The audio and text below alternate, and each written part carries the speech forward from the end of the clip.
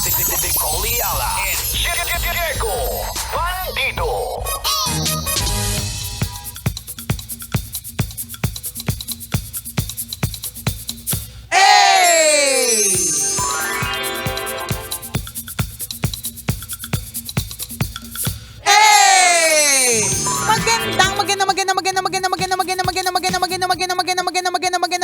Magandang tanghali. Kumikinang na ulo, Diego Bandido.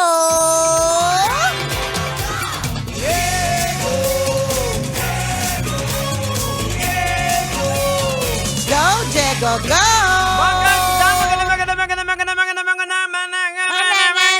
Piamane, popcorn, cigarillo, store! Kumikinang na! Nicole Ayala. Nicole Ayala. Nicole Ayala. Nicole Ayala. Dear Nicole and Diego, Friday na naman po. At kapag ka weekend kasi kami pong pamilya ay mahilig pong kumain. Papaano po ba papayat kung ang daming masarap na pagkain? Ay, ang hirap talaga niyan. Sobra. Kakaibang willpower, Oo. disiplina. Actually, problema din namin yan. Problema din namin actually kaya wala kaming sagot, di ba? Kasi wala kaming disiplina. Tapos kapag ka magiging strict ka pa talaga sa mga kakainin, yung I mean like you really follow yung mga sinasabi nila. For example, nakita ko post ng nandito pa ba yun?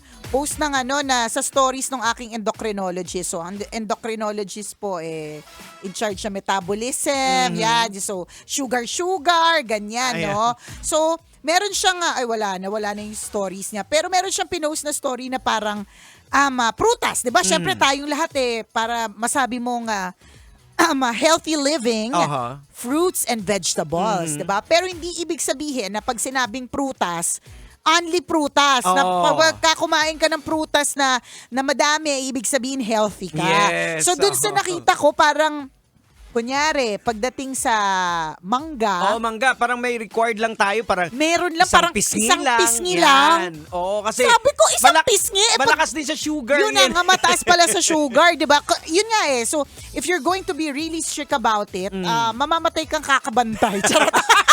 Kaya hindi kami yung tamang taong nga tanungin.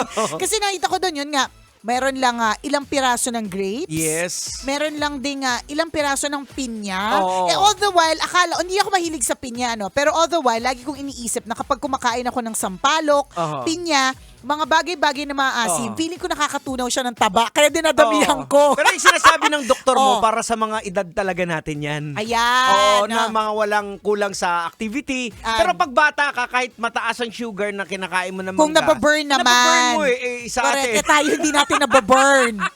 Ang tanging nababurn po sa atin ay yung pera natin. Ang bilis po yung niya bulsa. maubos. Pero Sunog agad. Ito tanong ko sa'yo, di ba last year, di ba, siyempre kainan yon. Nakuha mo na ba yung desired weight mo? Kasi Nung, ako last year, nag-set ako niyan Na, last year you mean nung December? yung December Ay, hindi. Hindi ko na siya na-achieve. Hindi ko na siya na-achieve. Diba? Anong petsa na, Diego? Mag-August Kaya na. magbibirman ta naman. Mabilis lang to yung August na dadaan. Totoo. Sobrang bilis lang nito. Sobrang bilis. Kaya nga, sabi ko talaga sa sarili ko, magre-recover din ako agad. Kasi pag dumaan ng August, September na, ayan na, umpisa na ng mga events. Di ba? Hindi ba natin nakuha yung target na yung weight mo? Kasi after nung last Pasko, year. kasi mahirap talaga ito siya. Ito naman magbibirman. Totoo. Nakakaloka talaga, ang hirap. Kaya dun sa nagtanong, gusto ko sabihin sa'yo, sana laging may kainan sa pamilya ninyo. Pasama naman. Siguro, isang paraan para hindi kayo masyadong maraming kainin, i-share nyo sa amin. Yan. Tama, oo. Diba? Share the Padala nyo calories. dito. Correct. Share the calories. Pangalawa, Siyempre, mas expert po yung tatanungin nyo tungkol dyan Meron ba kayong calorie counting? Kasi tama naman si Jeg sa sinabi niya kanina na kung halimbawa bata pa naman lahat, 'di ba? Parang katulad ng yung rice na na konti ang calories, shirataki rice. Oo. So yung shirataki rice, hindi siya ideal para sa mga bata kasi halos walang nutrients. Pero ideal siya para sa atin Aha. na medyo mas matanda na hindi na pwede sa masyadong maraming sugar, parang ganon. So, hindi namin masabi kasi Ayan. kami mismo, hindi namin na-achieve yung ideal body weight namin. Oo, pero may mga nabasa ako din na according sa mga sa mga eksperto, yung calorie counting hindi talaga siya nakakatulong eh. Pwedeng halimbawa, yung in-intake mo na calorie sakto, pero yung kinakailangan naman ng katawan mo sa loob, kulang. Oo. So, hindi talaga din maganda yung calorie counting. Kaya, isa din sa mga, tayong dalawa, di ba, na-try natin yung OMAD talaga, yung fasting na... OMAD is 1 meal a day. Oo, yung suspension between sa next mo na kain. Yun talaga very effective yun. Kasi Correct. kami Pero makakapag-attest sa kami amin dyan. yun ha. I mean, sa amin lang yun. Sa amin yun. Kung kami Oo. ang tatanungin nyo. Kasi kung yung iba, kasi meron talagang iba, Jex, na Oo. talagang they really abide by the calorie counting na I have a friend na talagang meron siyang dalang timbangan. Meron lang siyang, pag sinabing ganitong amount lang ng meat ang pwede niyang kainin, tinitimbang niya muna. Pero Ang pangit niya nga kabanding nakakalungkot. Ang pangit niya nga kabanding kasi di syempre kunyari Magsasagip kayo samgyup. with timbangan. Correct. Di syempre kunyari samgyup. Di syempre sabi niya, ay hanggang dito na lang. Tapos kami ang daming kinakain. Yung kahit hindi naman bawal sa amin, parang feeling namin, ang sama-sama naming tao. Ang sama namin sa katawan Ayan. namin, di ba? Oo. Pero merong mga iba na talagang pinag-aralan din nila yung calorie counting and then nag-work din sa kanila yung pagbibilang ng calories and then that's good for you. So ibig Oo. sabihin kanya-kanya. That's why si Diego, kaming dalawa kasi nag-work sa amin yung OMAD Oo. yung 1 meal a day. Yan, mga real life testimony po ito ni Mujako. Correct. Tsaka ni ni- Majin Buu. Ng dalawang super fairy na naging maliit na boat na lang. Oo. 'Di ba? Kasi yun talaga nag-work din talaga siya sa amin siya. Pero in a way, parang calorie counting din siya kasi calorie deficit eh. Oo. Ibig sabihin kulang kasi ganun yun eh, 'di ba? Pero yung manner lang talaga. Ako parang Yung nahihirapan pag ako sa mga yung tao pag na... sukat-sukat. Ay, parang halimbawa may kainan. Ay, ano ba yung dapat may burn ko? Yung parang si Mara Tony. Oo. Nung isang araw, narinig ko yung si Mara Tony sa radyo. So sabi niya, hay nako, nakakainis. Kumain ako ng isang plato ng spaghetti. Tapos biglang sinabi niya, ako kasi kumain din ako, kakain ko lang nun eh. Na feeling ko sa sarili ko, parang, angay, ito na lang yung kakainin ko. Tapos pwede pa akong kumain ng kanin kasi konti lang yung kinain ko spaghetti. But anyways, biglang sabi niya, 700 calories yung isang, sabi ko 700 calories? Madami-dami yun ah. Ang sakit sa ulo. Ayun, pinatay ko yung radyo. Charet! Sabi ko nga, ano ba talaga yung goal mo sa katawan mo? Diba? Well, tama yung tanong na yan. Ano ba yung goal mo sa katawan mo? Ang goal mo ba is to lose weight? Ang goal mo ba is to build muscle? Eh di kung ganyan ang goals nyo, eh di wow, go! Go kayo sa goals ninyo, di ba? Sasabihin ko sana sa kanya kung ang goal mo, halimbawa, sabi niya gusto niya mag-muscle. Sabi ko, hindi mag-lightweights ka. Kasi yung katawan nga natin, very amazing, very Correct. complex siya. Na Oo. pag tumatakbo ka araw-araw, halimbawa, o maglo-lose weight ka, magde-develop yung muscle mo, may time na magpa-plateau yan eh, kasi sanay na siya eh. Kaya ang ginagawa ng iba, ang training talaga, interval, pagpahingahin mo muna, and To then give takbo your ka body ulit, time. para maano na naman siya, matunaw na naman siya, may mga ganun. So, ibig sabihin, kung i-interpret ko yung sinabi mo, Jegs, samgyup today, bukas takbo. Samgyup ulit, tas sunod araw takbo. Tama ba? Parang gano'n. So, ibig sabihin, to thus and I therefore conclude, hindi po kami talaga ang tamang tao na tinatanong mo tungkol sa ganyan, kabisyo.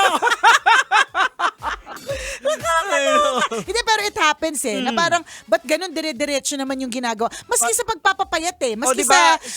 maski tayo eh, dun sa Si Mara, OMAD. tumatakbo siya, parang wala na nangyayari. Oo, kasi parang nga, hanggang doon na nasanay na lang. yung muscles mo eh. Na ganun yung ginagawa na routine. Kaya pwede mo pagpahingayin, pag nag-relax siya, biglain mo kagad dun. Magbabago na naman. Or di naman kaya, kung halimbawa nagla-lightweight ka, Oo. kunyari, 5 pounds na mga weights, i-challenge mo yung sarili mo, Oo. bibigatan mo ba? Parang ganun, yun yung purpose ng interval training eh.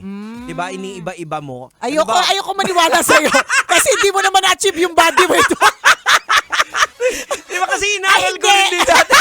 O ano nangyari sa pag-aaral mo? O. Wala, hindi ko nasagawa.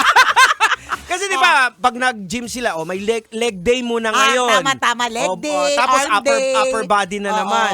Hindi siya araw-araw nagle-leg day ka kasi nagiging komportable na yung muscle mo. Parang wala na Nagre-relax na nangyayari. siya, wala Oo. na nangyayari. Ayan. Ganon. O, di ba? Sabi namin sa'yo, wag ka maniwala. Diba? Ang hirap maniwala din sa mga tao hindi naman pumayat. Nakakalurky. Kaya yung sinishare po namin ay yung dahilan kung paano kami nag-lose ng weight. Oo. Kasi yun sa amin, sa amin, it really worked for us. But, yun nga merong mga iba na kahit ganun yung ginagawa nila, let's say 1 meal a day, mas konti lang talaga. Pero hindi din sila naglo-lose ng weight. Oo. Kasi nga, as Diego said, and then as we always say, di ba, our body is amazing. Nakakatuwa siya na nakakainis. What works for Diego Bandido may not work for Nicole Yala. Tama. What works for Titan Jello. Oh, Yan. yan. Yung bagong-bago nating DJ, Eto na. di ba? What works for Titan Jello will not work for Maratoni. Ayan. Mga ganon, Oo, di ba? yung napapakinggan yung TG, hindi po taong grasa yan. Hindi. Titan Jello. Titan Jello. Diba? Ayan. So yung ganon. So iba-iba tayo ng katawan. Kaya mas mahalaga po talaga na ang kukonsultahin po talaga natin ay eksperto tungkol dito. Tama. Yung mga nutritionist. Oo. Ayan. Kasi pinag-aralan talaga nila yan. Totoo. Sa amin, ano lang to eh. Ano lang to, kami-kami lang din. Meron nga nagtanong sa akin, sino nagturo ng OMAD? Sabi ko, narinig ko lang. Swerte naman, nag-work siya sa akin.